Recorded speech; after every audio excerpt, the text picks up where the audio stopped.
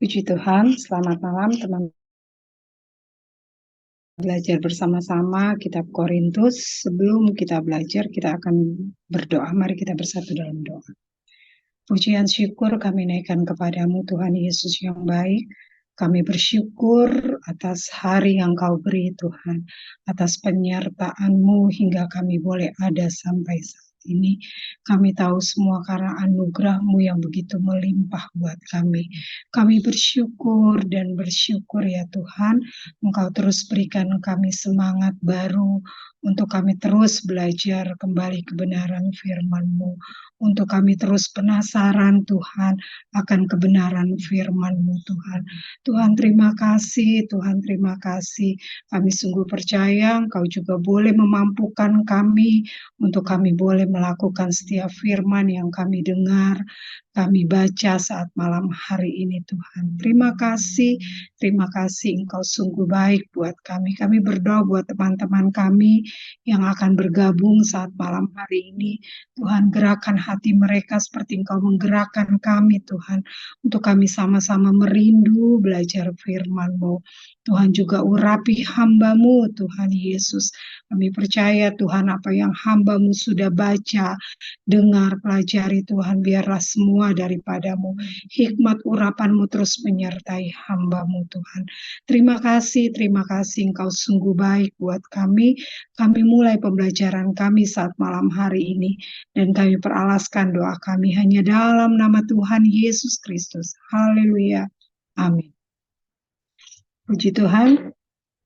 Saya akan membacakan 1 Korintus 14 ayat 6 sampai 12. Jadi saudara-saudara, jika aku datang kepadamu dan berkata-kata dengan bahasa roh, apakah gunanya itu bagimu? Jika aku tidak menyampaikan kepadamu penyataan Allah atau pengetahuan atau nubuat atau pengajaran, sama halnya dengan alat-alat yang tidak berjiwa, tetapi yang berbunyi seperti seruling dan kecapi. Bagaimanakah orang dapat mengetahui lagu apakah yang dimainkan seruling atau kecapi kalau keduanya tidak mengeluarkan bunyi yang berbeda? Atau jika nafiri tidak mengeluarkan bunyi yang terang, siapakah yang menyiapkan diri untuk berperang? Demikianlah juga kamu yang berkata-kata dengan bahasa roh. Jika kamu tidak mempergunakan kata-kata yang jelas, bagaimanakah orang dapat mengerti apa yang kamu katakan? Kata-katamu sia-sia saja, katamu kamu ucapkan di udara. Ada banyak, entah berapa banyak macam bahasa di dunia, sekalipun demikian tidak ada satupun di antaranya yang mempunyai bunyi yang tidak berarti. Tetapi jika aku tidak mengetahui arti bahasa itu, aku menjadi orang asing bagi dia yang mempergunakannya, dan dia orang asing bagiku. Demikian pula dengan kamu. Kamu memang berusaha untuk memperoleh karunia-karunia roh. Tetapi lebih daripada itu, hendaklah kamu berusaha mempergunakannya untuk membangun jemaat. Puji Tuhan.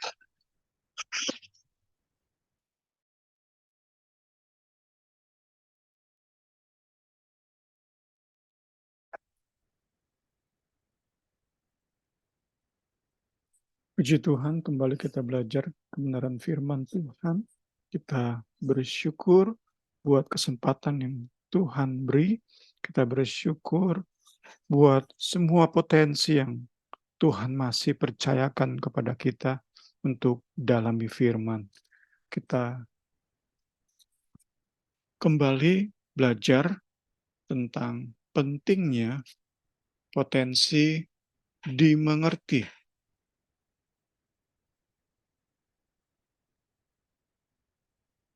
Terhadap ucapan atau perkataan yang kita nyatakan dalam persekutuan bersama. Pentingnya potensi dimengerti.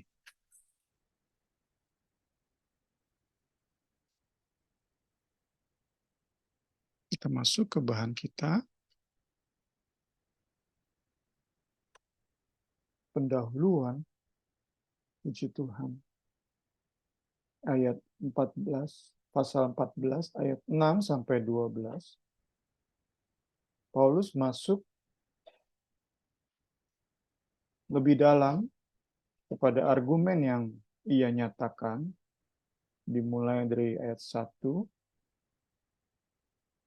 Di ayat ini, di ayat 6 sampai 12 ini kita akan dapati analogi untuk menegaskan pentingnya pesan atau ucapan yang dapat dimengerti oleh sesama. Dapat dimengerti oleh sesama. Itulah penekanan yang Paulus berikan di ayat-ayat ini, di pasal 14. Tidak dimengerti berarti tidak membangun. Itu yang sudah kita ulang-ulang, bahkan mulai pasal 12. Pembahasan kita, karena lebih merupakan hal-hal praktis dari Paulus kepada jemaat Korintus, maka buku kita ini tidak menjelaskan panjang lebar ayat-ayat di pasal 14 ini. Tentu membuat kita lebih cepat dalam membahas ayat per ayat. Puji Tuhan. Kita lihat ayat 6. Kita dapati di sini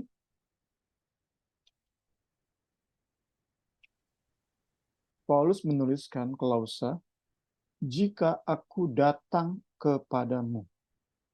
Jika aku datang kepadamu. Di sini Rasul Paulus menegaskan posisinya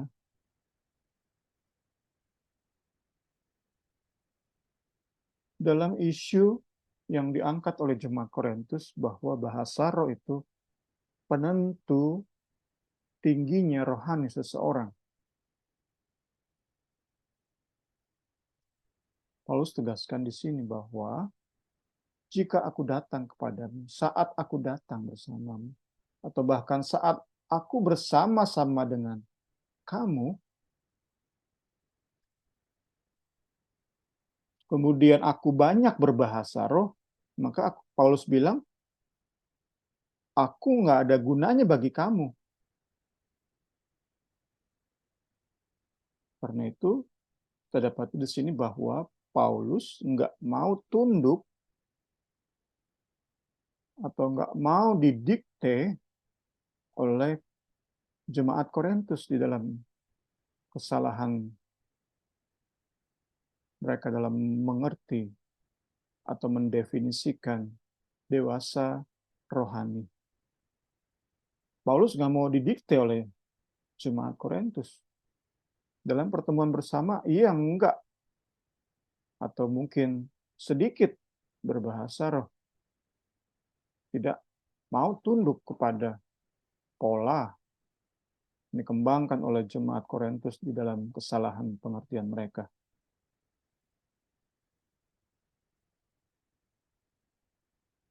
Paulus nggak takut dianggap tidak rohani. Paulus nggak takut dianggap kurang rohani.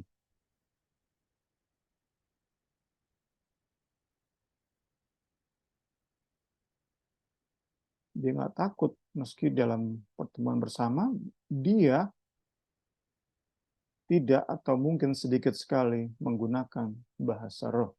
Ini mengajar kita untuk tidak takut kepada orang-orang yang coba mendikte kita di dalam kesalahpahaman mereka tentang perkara-perkara rohani.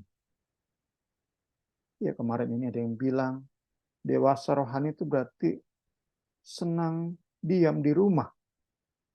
Nggak keluyuran kemana-mana, nggak jalan kemana-mana. Ini kan ada orang yang dalam kesalahpahaman mereka tentang perkara-perkara rohani, coba mendikte, memaksakan. Kita tahu semakin kita belajar, kita buka wawasan, kita paham kok bahwa temperamen itu bukan sesuatu yang membuat kita berdosa. Temperamen tidak pernah membuat kita menjadi orang yang kemudian berdosa.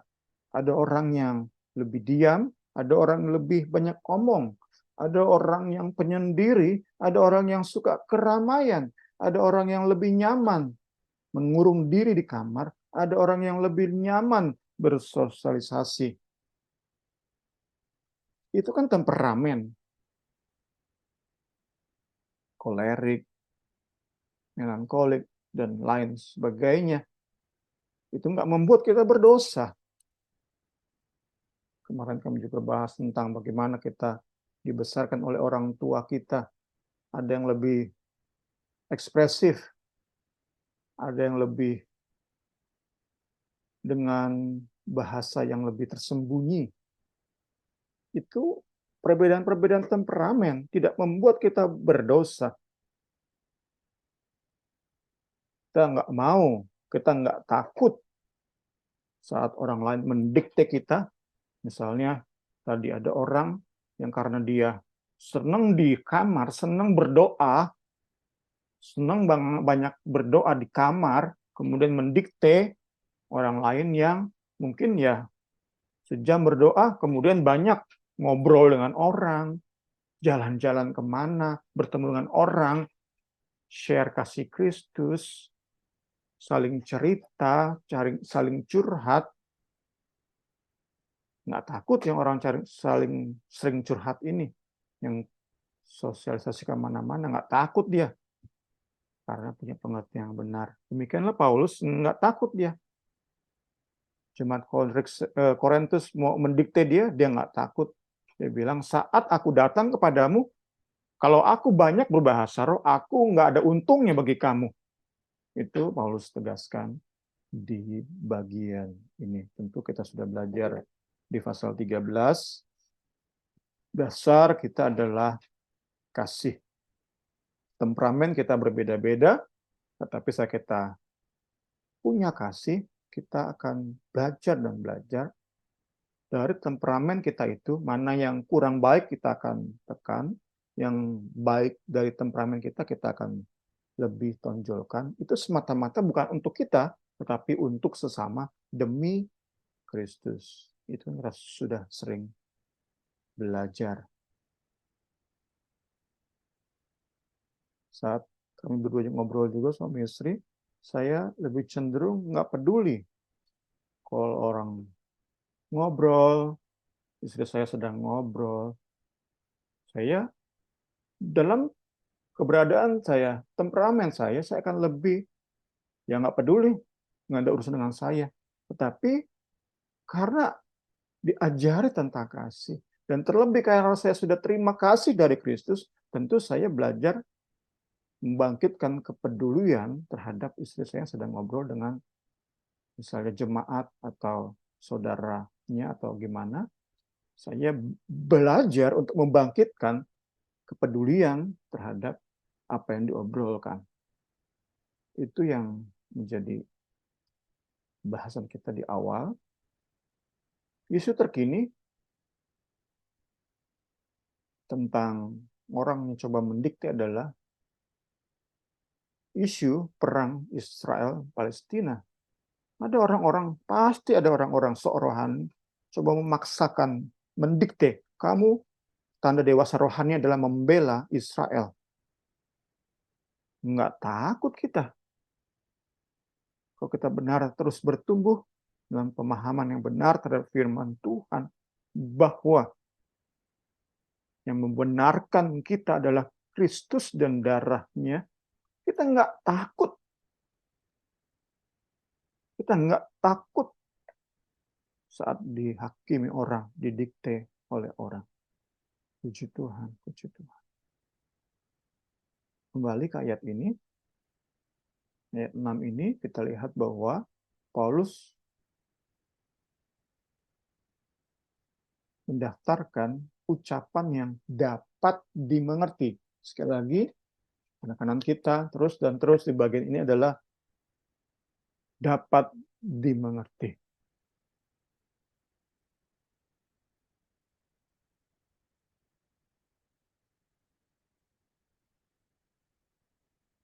Dalam ayat ini, Paulus mendaftarkan pernyataan Allah yang dapat dimengerti itu pengetahuan, karunia nubuat, karunia pengajaran. Walaupun nanti kita lihat tentu yang diulang-ulang adalah nubuat, tetapi karunia pengajaran, karunia pengetahuan, kata-kata pengetahuan itu termasuk juga karunia Allah yang dapat dimengerti jemaat sesama dan membangkitkan, menumbuhkan kerohanian sesama atau jemaat. Puji Tuhan. Masuk ayat 7 dan 8. Ya, di sini kita mulai lihat analogi yang Paulus gunakan. Kembali, kita sudah sering belajar bahwa ilustrasi atau analogi digunakan oleh Paulus, oleh pengkhotbah secara umum untuk menjelaskan, untuk membuat lebih jelas poin yang ingin si pengkhotbah atau dalam hal ini Paulus sampaikan. Paulus di sini total dalam bagian kita malam hari ini menggunakan 3 analogi. Pertama, alat musik. Kedua, nafiri sebagai bunyi penanda perang. Kemudian, bahasa asing dan penerjemahannya. Ada 3 analogi di sini. Ketiga-tiganya untuk menunjukkan perlunya, pentingnya, potensi dapat dimengerti. Puji Tuhan. Saya mau menjelaskan sedikit lebih lanjut tentang analogi musik, alat-alat musik.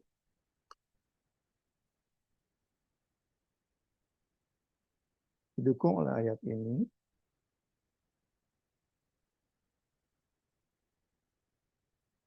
Bisa kita tafsirkan Paulus ini entah ia suka bermain musik. Nanti kalau ada yang pernah baca, Paulus ini suka main musik atau dia penikmat musik, bisa share ke saya nanti. Atau dia hanya sekadar meminjam istilah musik, karena di Korintus itu konser musik atau pertunjukan musik itu sesuatu yang sering dijumpai. Entah apa alasannya, tentu Paulus gunakan analogi musik untuk menegaskan ilham Roh Kudus yang ia terima. Puji Tuhan, puji Tuhan. Jadi kalau kita mau perdalam poin ini, kita bisa membandingkan, mengkontraskan antara bahasa roh dengan nubuat. Bahasa roh itu bagaikan alat musik, entah itu gong, simbal,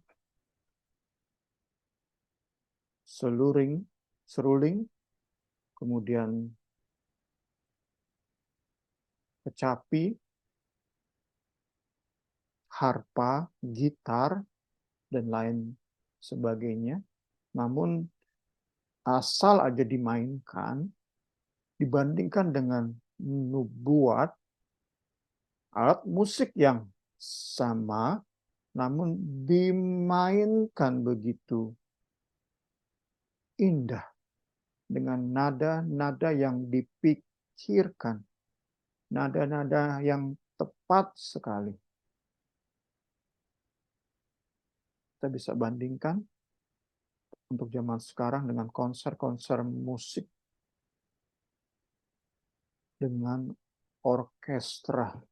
Itu bagai nubuat yang membuat orang berdecak kagum. Gak heran para fans dari musisi, dari penyanyi itu bisa menyembah sang idola. Saking mereka terkagum-kagum dengan musik yang dihasilkan. Saat bicara nubuat, seharusnya ini bagai simfoni surga.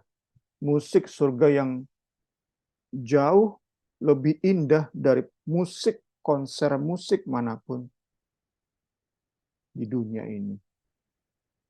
Seharusnya nubuat ini membuat orang lebih dan lebih menyembah yang seharusnya menjadi idola.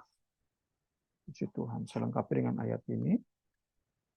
Nanti kita akan ketemukan cuma sebagai pendukung dari bahasan atau analogi musik ini. Tetapi kalau kamu semua bernubuat, tentu bergantiannya. Lalu orang yang tidak beriman atau orang baru. Ia akan diyakinkan segala rahasia yang terkandung di dalam hatinya menjadi nyata. Sehingga ia akan sujud menyembah Allah dan mengaku sungguh Allah ada di tengah-tengah kamu. Inilah gambaran dari segala konser, pertunjukan musik di atas segala pertunjukan musik. Kalau orang-orang dunia, penyanyi, artis dunia, musisi dunia bisa membuat fans mereka kesirap, mengidolakan mereka demikian rupa, menjadi penyembah dari si musisi ini. Seharusnya kita bisa lebih saat Roh Kudus menyatakan manifestasinya dalam hidup kita. Kita bisa membuat orang-orang di sekitar kita itu menjadi penyembah-penyembah. Sungguh kita rindukan, kita yang sudah senior ini bisa mempengaruhi para junior kita yang tanda kutip menyembah artis Korea ini. Lebih terkagum kepada mereka, bisa saja tetap mengagumi artis-artis Korea dengan kelihayan mereka menghibur. Tetapi anak-anak muda kita, junior kita, lebih dan lebih lagi kagum terhadap idola yang sesungguhnya, Yesus Kristus. Itu kan impian kita. Karena itulah kita perlu ingat nasihat Paulus. Kita keasikan berbahasa roh, itu menjadi peringatan. Yesus tolong. Saya asik membangun diri sendiri. Saya harusnya bisa bernubuat. Tuhan, Roh Kudus, beri saya kemampuan untuk bernubuat. Saya ingin seperti seruling yang menampilkan nada-nada yang sangat indah.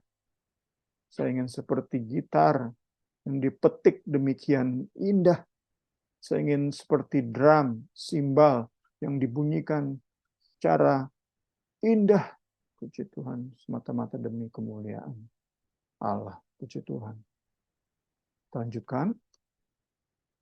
Itu analogi musik. Ayat 9. Paulus jelaskan di sini bahwa kalau kamu berkata-kata bahasa roh, kamu tidak mempergunakan kata-kata yang jelas. Kata-kata kamu itu sia-sia saja di udara. Sia-sia. Sia-sia. Tidak membangkitkan decak kagum. Kita bandingkan dengan komposer, arranger, yang benar-benar mempersiapkan komposisi musik. Lama dia menyusun komposisi musik. Lama ia berlatih dengan timnya. Sehingga pendengar dari komposisi, pendengar dari konsernya itu terkagum-kagum. Sebaliknya, saat seorang musisi asal aja bermain musik, tentu konsernya akan sepi. Karena pendengar atau penikmat konser kan bingung, ini maksudnya apa, ini musisi main musik sembarangan aja. Tapi kita memaksakan diri untuk terus berlomba berbahasa roh. Orang-orang di sekeliling kita lama-lama menyingkir, menjauh. Nggak dapat apa-apa, hanya gong yang berisik, hanya seruling yang berisik, nggak menghasilkan keindahan. Ayat 10-11, analogi ketiga, bahasa asing dan perlunya penerjemah. Tampaknya karena kota Korintus itu kota kosmopolitan, banyak orang-orang asing di kota ini. Jadi Paulus juga menggunakan analogi ini. Kita sudah belajar juga, analogi tentu harus yang berhubungan dengan si pendengar. Sehingga si pendengar dengan mengerti analogi bisa lebih memahami poin yang ingin disampaikan oleh si pengkhotbah. Kita bisa gambarkan dalam analogi ini. Misalnya saya satu ruangan dengan seseorang yang hanya bisa berbahasa Rusia. Maka saya nggak dapat apa-apa dari dia. Meski orang Rusia ini seorang pendeta yang sebenarnya bisa memberi banyak insight bagi saya. Pengalamannya, pemahamannya tentang firman Tuhan bisa dia share kepada saya. Tetapi karena dia hanya bisa bahasa Rusia, saya hanya bisa bahasa Indonesia, maka saya nggak dapat apa-apa dari orang Rusia ini. Demikianlah gambaran bahasa roh.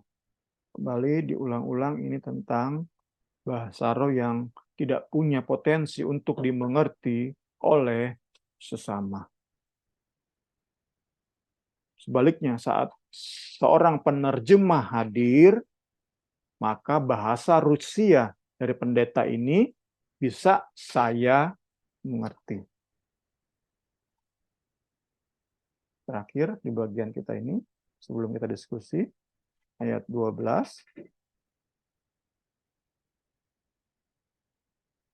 Paulus bilang di sini bahwa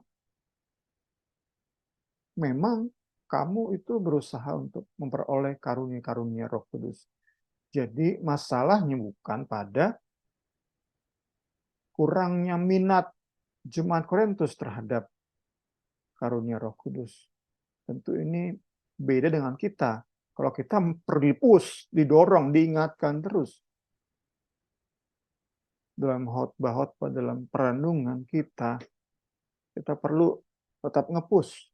Ajak, ayo, zeal, bergairah terhadap karunia-karunia Roh Kudus. Sedangkan bagi jemaat Korintus itu bukan sebuah masalah. Memang mereka bergairah, mereka minta-minta, mereka sungguh-sungguh memohon, mengingini karunia-karunia Roh Kudus. Itu bukan masalah. Paulus pun bilang, kamu memang berusaha, tetapi yang perlu dikoreksi atau yang menjadi masalah adalah bagaimana bahasa roh lah yang menjadi puncak keinginan mereka. Padahal bahasa roh itu tidak punya potensi untuk dimengerti oleh sesama. Bahasa roh itu tidak punya potensi untuk membangun sesama. Inilah yang perlu koreksi oleh Rasul Paulus.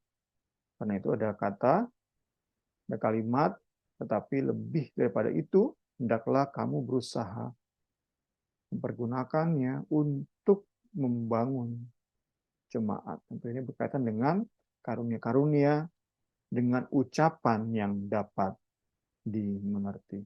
Bapak Ibu ini untuk bikin diskusi sebentar.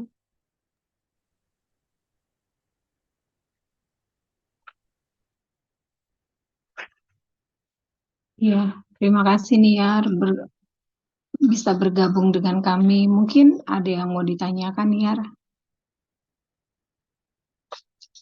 Belum ada sih, Kak. Kalau untuk Atau mungkin temennya yang ada di Niar mau bertanya. Iting ada pertanyaan nggak, Ting?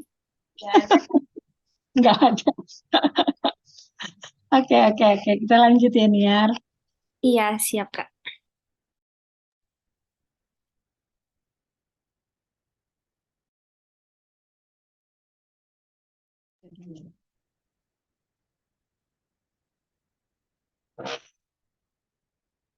Ya, saya akan bacakan lagi ayat 13 sampai 19. Karena itu, siapa yang berkata-kata dengan bahasa roh, ia harus berdoa, supaya kepadanya diberikan juga karunia untuk menafsirkannya. Sebab jika aku berdoa dengan bahasa roh, maka rohkulah yang berdoa, tetapi akal budiku tidak turut berdoa.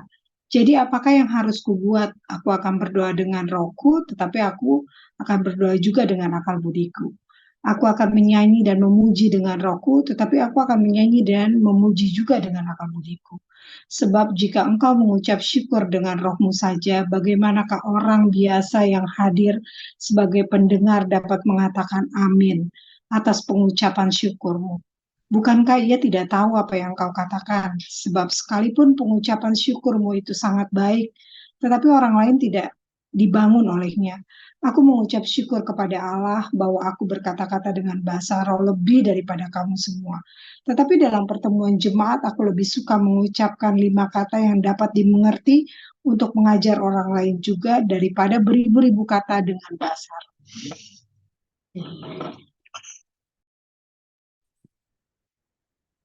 Kita masuk kepada aplikasi dari analogi yang sudah Paulus kemukakan.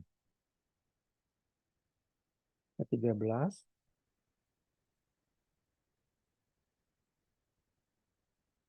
Dijelaskan di sini bahwa masalahnya bukan pada nubuat. Jadi poin Paulus sebenarnya bukan nubuatnya, tapi bagaimana ucapan kita dapat dimengerti sehingga memberkati sesama. Itu yang lebih menjadi penekanan di bagian ini. Tentu semuanya di dalam ilham Roh Kudus. 14.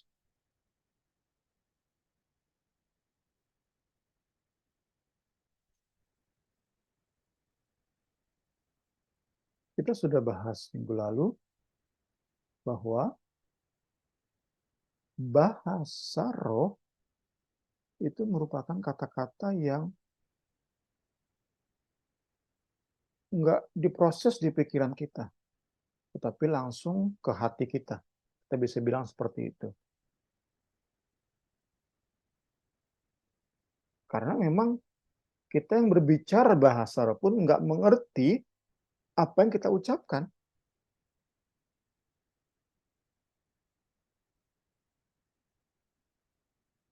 Kita sudah bahas minggu lalu bahasa roh itu ditujukan langsung kepada Allah, berisi doa dan pujian. Nah, di bagian yang kita bahas malam hari ini, ayat 14, Paulus bilang bahwa jika ditafsirkan, jika diterjemahkan, kalau kita bisa katakan, itu ternyata Paulus bilang bisa juga membangun, bermanfaat.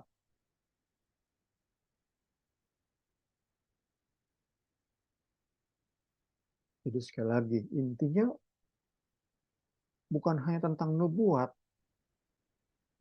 tetapi bagaimana apa yang kita ucapkan itu memberkati sesama, mempengaruhi sesama. Puji Tuhan, puji Tuhan, puji Tuhan. Saat bahasa roh yang kita ucapkan itu ada penafsirannya, itu bisa memberkati jemaat. Jadi saat kita berbahasa roh kan tadi kita sudah bilang itu berisi doa pujian kepada Allah, bukan berisi nasihat kepada sesama. Tetapi meskipun itu berisi doa dan pujian kepada Allah, namun saat ditafsirkan itu berguna bagi sesama.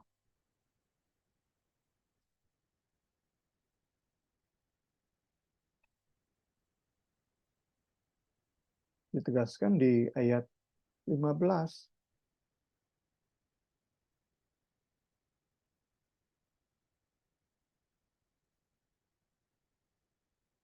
Aku akan berdoa dengan rohku. Ini menunjuk kepada bahasa roh. Tetapi aku juga berdoa dengan akal budiku.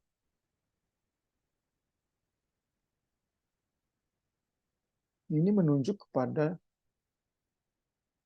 doa pujian menggunakan bahasa Indonesia.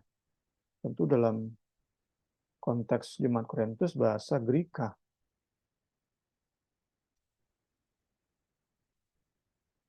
Dalam konteks kita ya bahasa Indonesia. Dengan akal budiku berarti kita menggunakan bahasa Indonesia.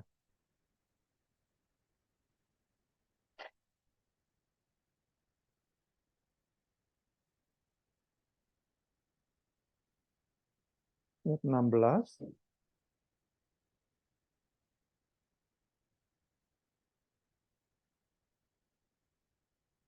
Dengan bahasa yang dimengerti, kata-kata, ucapan yang dapat dimengerti, meski kontennya adalah kepada Allah, tetapi karena dapat dimengerti, itu dapat diaminkan oleh sesama.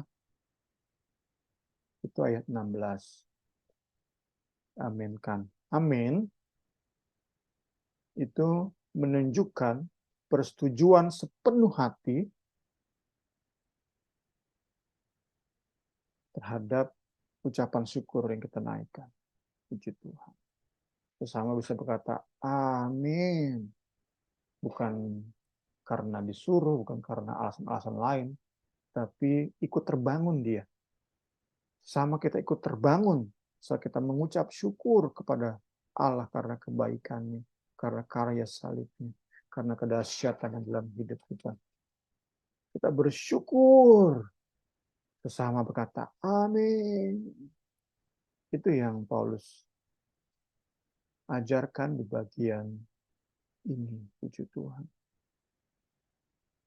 Ada sedikit yang menimbulkan perbedaan tafsir di bagian ini adalah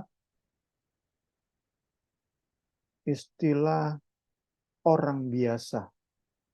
Bagaimanakah orang biasa yang hadir sebagai pendengar dapat mengatakan amin atas pengucapan syukurmu? Kata orang biasa ini menunjuk kepada siapa?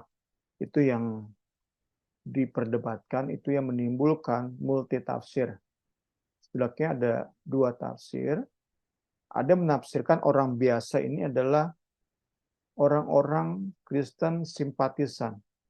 Udah mulai ikut-ikut ibadah, namun belum memberi diri untuk ikut Yesus secara sungguh. Namun nampaknya tafsiran yang semacam ini kurang tepat. Mengapa? Karena nanti di ayat 20-25, kita bahas minggu depan, itu Paulus secara khusus membahas tentang simpatisan ini.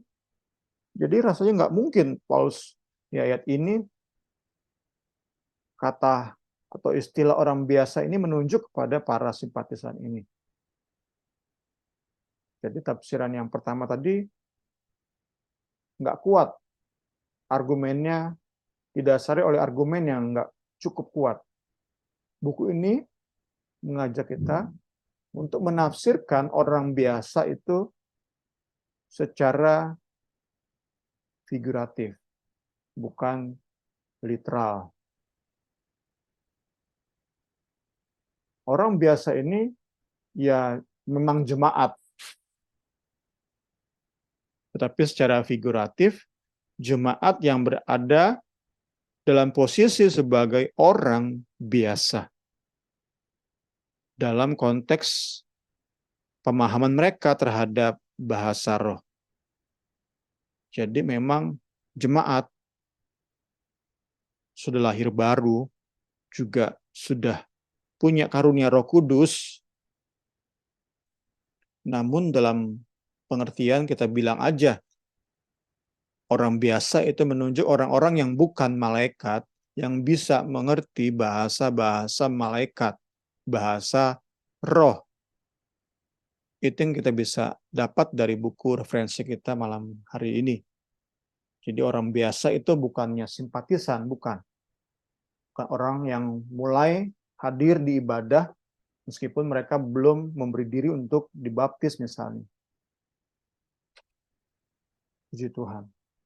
Kita masuk bagian-bagian akhir, ayat 17. Ditegaskan,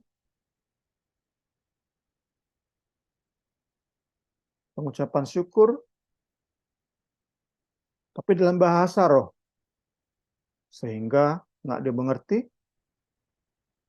nggak bisa sesama mengatakan amin. Berarti ucapan syukur kita hanya di udara sia-sia. Sebaliknya, saat ucapan syukur kita itu dengan bahasa yang bisa dimengerti, maka ada respon amin.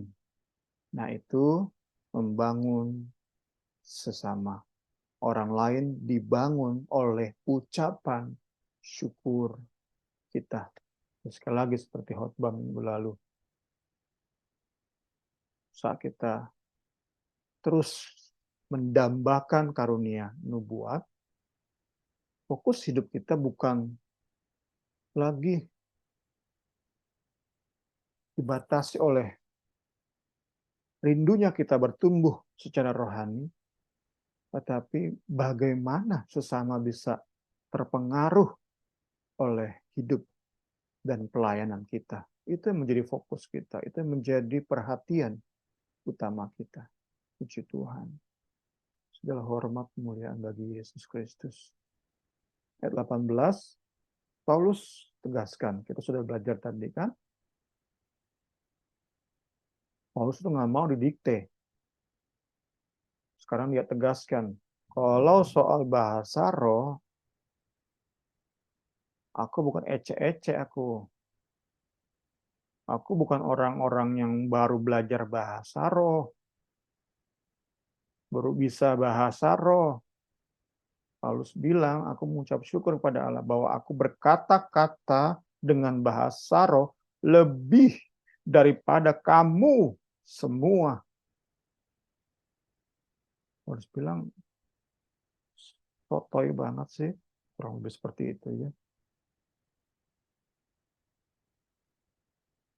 Hanya karena aku nggak pernah berbahasa roh dalam ibadah bersama, terus kalian merendahkan kerohanian aku, kalian meragukan kerasulanku, sotoy banget sih. Kurang lebih seperti itu tentu dalam motivasi kasih. Paulus sungguh-sungguh rindu jemaat Korintus mengerti apa itu dewasa rohani, apa itu kasta rohani yang tinggi. Kita sudah banyak bahas di 1 Korintus 13. Puji Tuhan. Tuhan Yesus tolong kita semua. Allah Roh Kudus beri pengertian kita lebih dan lebih lagi. Kita sudah bahas. Kita bukan sembarang mengasihi. Kita mengasihi bukan memanjakan. Kita mengasihi, mendidik. Kita sudah bahas minggu lalu. Bagaimana dewasa rohani, tentu kita sudah sampai pada tahap pengertian bahwa dewasa rohani itu bukan hanya soal tentang kasih. Tapi kasih yang mendidik. Kalau soal mengasihi mah, banyak orang tua bisa mengasihi anaknya. Berkorban apapun. Tapi apakah itu demi Kristus? Apakah itu membuat anaknya semakin cinta Yesus, cinta firman-Nya? Itu kan kedewasaan rohani yang kita impikan. Perkataan kita, tindakan kita, pelayanan kita, bahkan kehadiran kita lewat kuping yang mendengar, itu bisa menginspirasi sesama. Orang-orang yang kita kasihi, orang-orang di sekeliling kita, menginspirasi mereka untuk lebih cinta Yesus, cinta firman-Nya, kagum pada Kristus yang tergantung di Kalvari. Puji Tuhan, puji Tuhan. Terakhir ayat 19.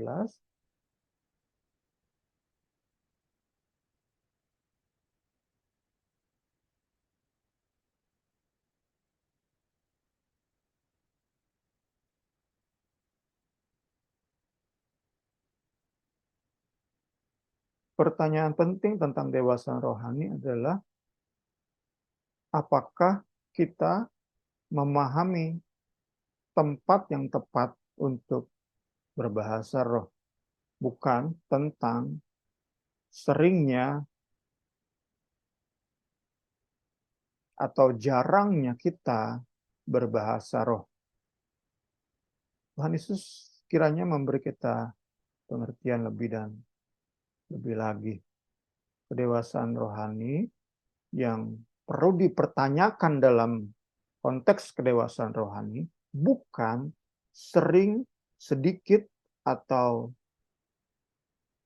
sering atau banyak, sedikit atau jarang kita berbahasa roh, tetapi di mana kita berbahasa roh itu yang lebih menentukan apakah kita benar-benar dewasa rohani atau cuman ngakunya. Tuhan Yesus tolong kita semua, kiranya pembelajaran kita malam hari ini lebih lagi memperlengkapi pemahaman kita yang lebih hari lebih tepat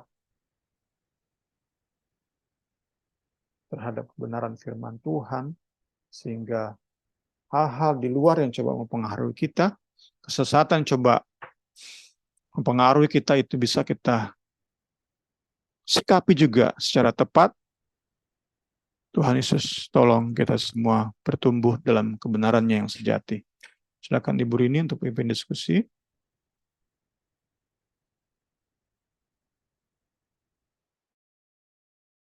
Kak Rini di mute. Oke, ya, puji Tuhan untuk pembelajaran kita malam ini. Biar kita terus boleh lebih mengerti di mana kita harus bisa berbahasa roh dengan leluasa gitu.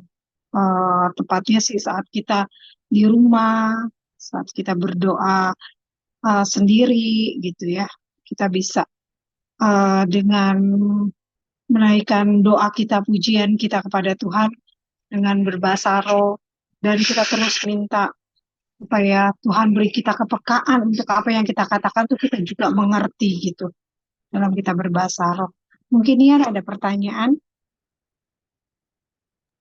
Enggak, mungkin sharing aja dikit ya Kak Rini. Boleh. Kayak apa ya? Ya kalau saya sih juga masih belajar ya Kak ya untuk betul yang dikatakan Sony dengan kata-kata yang membangun sehingga setiap orang itu bisa melihat kemuliaan Tuhan Yesus gitu dalam setiap perkataan perbuatan kita. Kadang-kadang kan ya namanya manusia ya Kak ya, tapi ya itu memang jadi terus apa ya pembelajaran kita gitu bahwa memang lebih penting kata-kata yang membangun daripada kata-kata yang tidak dapat dimengerti gitu. Mungkin analoginya tuh kayak gini ya Kak, kayak eh, kan beberapa hari ini kan aku kan di Thailand tuh.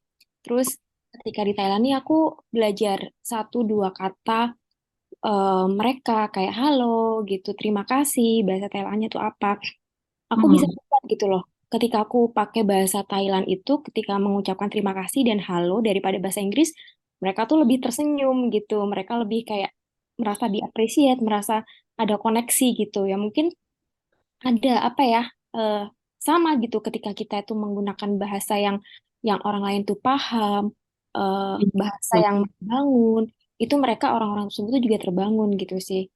Ya paling itu cuman itu aja sih, masih terus belajar dan apa ya, dan semua ini yang dikatakan Bung Semi jadi perenungan pribadi buat saya sendiri. Oke.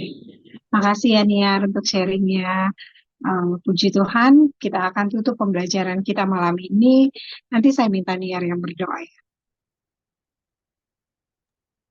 Baik Kak, mari kita berdoa. Tuhan Yesus, kami sungguh berterima kasih ya Tuhan, sebab kami yang ada di malam hari ini, kami berterima kasih ya Tuhan untuk setiap pelajaran yang Tuhan berikan pada malam hari ini. Yesus yang membuka hati, pikiran kami ya Tuhan, bahwasanya Tuhan Yesus kasih kepada saudara seiman melalui setiap perbuatan, melalui setiap perkataan ya Tuhan Yesus, harus menjadi yang terutama ya Tuhan Yesus. Dibandingkan karunia-karunia roh yang lainnya ya Tuhan, kami bersyukur untuk setiap karunia roh yang Tuhan beri kepada hidup kami ya Tuhan Yesus. Tapi kami mohon lagi ya Tuhan Yesus, hati yang bisa lebih mengasihi Engkau dan hati mengasihi anak-anak-Mu ya Tuhan Yesus. Karena kami percaya Tuhan Yesus, kasih sendiri itu tidak berkesudahan, nubuat akan berakhir, bahasa akan berhenti, pengetahuan akan lenyap, tapi kasih tidak akan pernah berubah ya Tuhan. Untuk itu kami mohon ya Tuhan Yesus, agar segala roh-Mu sendiri ya Tuhan, yang terus bekerja dalam hati dan pikiran kami, membentuk kami hari ke hari Tuhan, sehingga kami boleh menjadi berkat bagi sesama kami ya Bapa, demi hormat dan kemuliaan-Mu. Tuhan, kami berterima kasih untuk Bung Semi yang terus membagikan firman-Mu ya Tuhan Yesus, kebenaran firman-Mu Tuhan. Semakin hari kami dimampukan untuk melihat lagi rahasia-rahasia firman-Mu ya Tuhan Yesus. Kami belum mengerti ya Tuhan, tetapi kami bersyukur ya Tuhan Yesus, karena kami percaya Roh Allah terus bekerja dalam firman-Mu dalam hidup kami ya Bapa. Kami juga berdoa ya Tuhan untuk setiap saudara-saudara kami yang belum mengikuti Zoom ini, Tuhan yang tolong, kiranya Tuhan saja yang menjamah mereka ya Tuhan Yesus. Kami percaya firman-Mu hari ini, dan pelajaran-pelajaran yang kemarin juga boleh ya Tuhan Yesus membangun mereka ya Tuhan Yesus. Engkau punya banyak cara ya Tuhan Yesus untuk terus menyentuh hati mereka, untuk terus mendidik mereka, memberitahukan pengetahuan yang sejati akan Engkau ya Bapa. Terima kasih ya Tuhan, terima kasih Tuhan yang kumpulkan pembelajaran kami di minggu-minggu selanjutnya ya Tuhan. Kami percaya Tuhan terus bekerja melalui persekutuan ini ya Tuhan. Terima kasih Tuhan Yesus, kami sudah mendengarkan firman-Mu dan kami ingin melanjutkan kegiatan kami selanjutnya, dan kami berterima kasih, kami berserah kepadamu hanya dalam nama Tuhan Yesus Kristus. Haleluya. Amin.